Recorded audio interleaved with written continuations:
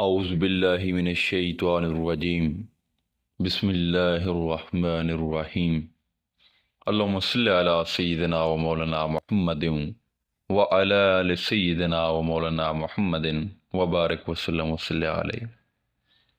ہمارا آج کا موضوع ذکر ہو جاری کیسے ہوتا ہے، اس کا کیا طریقہ ہے۔ سامعین کرام، ہم سمجھتے ہیں کہ ذکر ہو جاری کرنے کے پروسیجر پر بات کرنے سے قبل تھوڑا سا ذکر ہو کے تعارف پر بات کر لیں کہ ذکر ہو ہے کیا۔ دیکھیے، اسم ذات کے ذکر کی 4 منازل ہیں: اللہ، للہ، لاہ اور ہو۔ اور عموماً جو صرف شریعت تک محدود ہوں وہ اللہ اللہ کرتے رہتے ہیں، یعنی اسم ذات کا جو پہلا اسم ہے، پہلا لفظ ہے، اس کا ذکر کرتے ہیں۔ اور جو طریقت میں ہوں وہ اللہ کے ساتھ للہ ہو ملا لیتے ہیں، اور جو حقیقت میں آ جائیں وہ لاہو کو بسا لیتے ہیں، اور جو عین معرفت میں آ جائیں جس کے لیے انسان کو تخلیق کیا گیا ہے وہ ذکر ہو کو پکڑ لیتے ہیں۔ ہو سب سے اعلیٰ اور انتہائی مقام کا ذکر ہے۔ حضور سلطان العارفین سرکار فرماتے ہیں، اس میں ہو سیف است باہو بر زبان، قتل کن ای نفس کافر ہر زمان۔ باہو کی زبان پر ہر وقت اس میں ہو کا ورد جاری رہتا ہے، جو ایک ننگی تلوار ہے، اور اس تلوار سے وہ ہر وقت نفس قاتل کو قتل کرتا رہتا ہے۔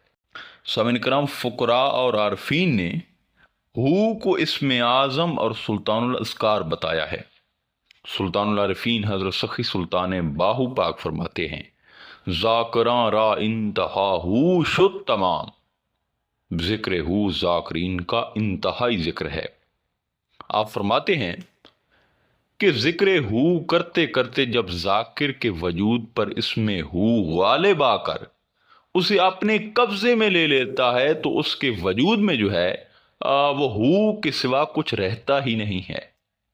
سامعین کرام، جو ہو کا محرم راز بن جائے، کائنات کا ذرا ذرا اس کا غلام بن جاتا ہے، اور اس سے کوئی بھی چیز چھپائی نہیں جاتی۔ ہر کا ذکر ہو باہو یافتہ بشنود یاہو از کبوتر فاختہ۔ جو شخص باہو سے ذکر یاہو حاصل کر لیتا ہے اسے ہر کبوتر اور ہر فاختہ کی زبان سے ذکر یاہو سنائی دیتا ہے۔ ذکر ہو جاری کرنے کا جو طریقہ ہے، دراصل وہ انسان کے ہاتھ میں ہے ہی نہیں، وہ اللہ کے حکم سے ہوتا ہے۔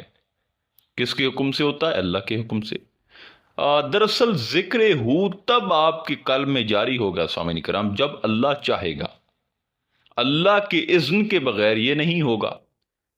اب آپ کو اللہ کا اذن ہے یا نہیں، اس کا پتہ اس وقت چلے گا جب آپ ذکر ہو کا طریقہ سیکھنے کے لیے اور یہ ذکر حاصل کرنے کے لیے، اس کی تاثیر حاصل کرنے کے لیے کسی کامل مرشد کے پاس جائیں گے۔ اگر واقعی اللہ بھی جو ہے آپ سے دوستی چاہتا ہے تو پھر بلے بلے۔ قرآن مجید میں ارشاد ہے، توجہ کیجئے گا، جس کا ترجمہ پیش خدمت ہے کہ اگر اللہ چاہتا تو تم سب کو ایک ہی گروہ بنا دیتا، لیکن وہ جسے چاہے گمراہ کرتا ہے اور جسے چاہے ہدایت دیتا ہے۔ سامعین کرام، اگر اللہ کی طرف سے آپ ہدایت پر ہیں تو اس کا مطلب کہ اللہ آپ کی جو ہے دوستی کے وہ انتظار میں ہے، اور اس کے لیے آپ کامل مرشد کو پکڑ لیں گے، کیونکہ وہ دوستی کا ذریعہ ہے اور وہی ہو کا راز بھی ہے۔ اور اگر اللہ کی طرف سے آپ کے نصیب میں ہدایت اور دوستی نہیں تو پھر لگے رہو ذکر پر، اور ساتھ یہ بھی کہتے رہو کہ ذکر کے لیے کسی مرشد کی یا اجازت کی ضرورت نہیں، اور ساتھ جو ہے ہلکے پھلکے جو ہے فتوے بھی لگاتے رہو کہ شیعہ غلط تو سنی ٹھیک، وہابی گستاخ تو بریلوی حق پر لگے رہو، بس خود کو چھوڑ کر باقی سب کو جو ہے گمراہ قرار دیتے رہو۔ ارے سب سے بڑا گمراہ تو خود ہے، جس کو خدا نے رد کر دیا، جس کو خدا نے ہدایت ہی نہیں دی، اور اپنا خاص ذکر تیرے وجود میں جاری بھی اس نے نہیں کیا۔ اور یہ بھی ہو سکتا ہے کہ آپ کو مرشد بھی مل جائے لیکن وہ بڑے پائے یا بڑی روحانی طاقت کا مالک نہ ہو، پھر بھی سب کچھ فضول ہے۔ ہاں اگر ہدایت مل گئی تو ہو میں جو ہے کامل مرشد نصیب ہو جائے گا، جس طرح میرے مرشد کریم حضور سلطان العارفین سرکار ہیں۔ آپ فرماتے ہیں میرا تو کام بھی بد نصیب کو با نصیب کرنا ہے، یعنی جس کے نصیب میں ہدایت ہے ہی نہیں، میرا کام اس کو ہدایت لے کے دینی ہے۔ ہاں تو جس مرشد کا آلریڈی ذکر جاری ہو اور سبھی جو اسرار و رموز اس پر منکشف ہوں، تو پھر وہ مرشد کامل سب سے پہلے جو ہے آپ کو مجلس محمدی میں لے کر جائے گا اور حضور علیہ الصلوۃ والسلام سے نظر کرم کی التجا فرمائے گا اور عرض کرے گا یا رسول اللہ انظر حالنا، نظر کرم فرمائی۔ یہ طالب ہے اللہ اس کے رسول صلی اللہ علیہ وآلہ وسلم سے دوستی کا، اور اسی عالم لا مکان سے، عالم لاہو سے لاہوتی ذکر یاہو عطا فرما دے۔